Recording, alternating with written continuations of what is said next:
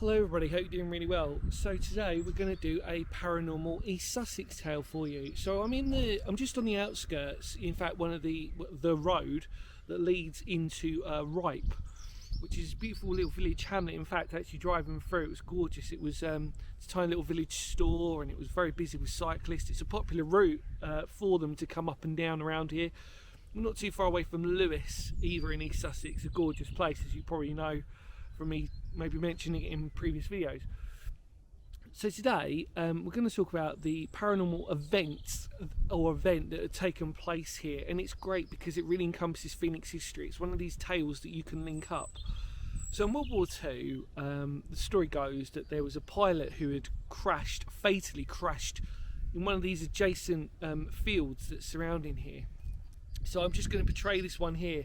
If we carry on up, which I'll show you in a minute, there is a little aviation, little aerodrome where you can go and fly your own little plane if you want, or you can take lessons, etc., etc. It's literally just up here. So there is actually an airfield opposite.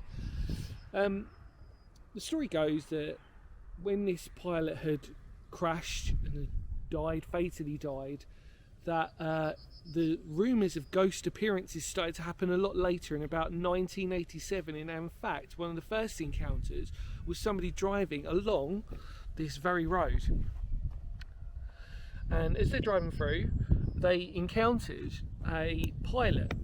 Again, very similar. If you've watched the Higham video that I did in Kent, please go back to that and find that one. It's a very similar story. They'd encountered a pilot walking across these fields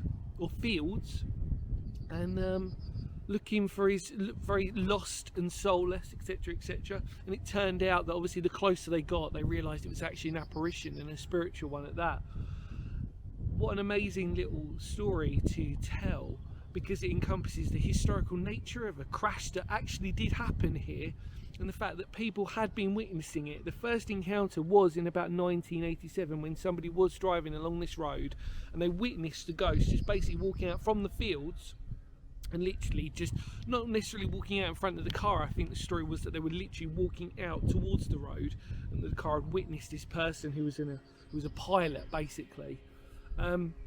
But what a fascinating story to tell. I mean, a beautiful little encapsulation. Should you ever be on this very road itself on a dark night, I can imagine it being quite an eerie and sort of spectral place, especially the fact that when it leads up to Ripe village itself, it's a beautiful tiny little village. It's just amazing. And the fact that on this road you are both surrounded on fields on either side. So for example, if I take you here, it's a beautiful, beautiful set of fields all around here. And then, if we look down this way, that's leading into the village. And then, if I take you here, that's heading out. But this is the actual road itself. Like I said, this is where these apparitions have said, the apparition of this piloted ghost of a pilot was said to occur. So anyway, what a fascinating little story. Really love those types of ones because it encapsulates history and the paranormal together. And you never know, should you be on this road and you drive along it, maybe you might see a ghostly pilot come out from a field trying to find his way back, or even just to try and figure out what had happened to him. Because as we know before in a spiritual context, if accidents and events happen very suddenly without the person actually even being aware of it, that obviously their spirit, in theory, in a paranormal context by the way, would probably end up being lost and obviously looking for a soul searching.